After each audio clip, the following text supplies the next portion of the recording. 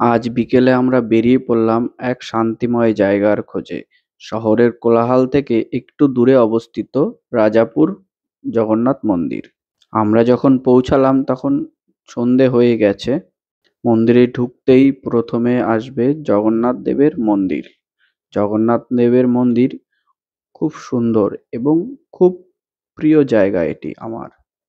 জগন্নাথ বলদেব সুভদ্রা মহারানীকে দর্শন করে আমরা চললাম সীমন্তিনী দেবীর কাছে। জগন্নাথ মন্দির থেকে একটু দূরে সীমন্তিনী দেবীর মন্দির।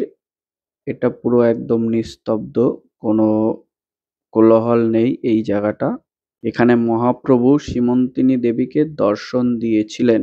এই মন্দিরে খুবই একটা দর্শনার্থী বা ভক্তদের চাপ থাকে না। তো বিকেলটা একদম পুরোপুরি একদম শান্ত এবং নিস্তব্ধ। জায়গাটা খুবই মাইন্ড ফ্রেশ করার মতন একটা পরিবেশ। এখানে দর্শনার্থী এবং মায়াপুর বা রাজাপুরের ভক্তরা সব এসে দর্শন করে এবং একান্তে বসে তারা জপ করে। তোমরাও চাইলে এই জায়গায় আসতে পারবে এবং দর্শন করতে পারবে। খুবই প্রিয় একটি জায়গা আমার। আমি যখনই সময় পাই এই জায়গা থেকে ঘুরে আসি এবং সাথে তোমরা জগন্নাথ দেব, সীমন্তিনী দেবী, মহাপ্রভু এবং দেবাদিদেব মহাদেবকেও দর্শন করতে পারবে।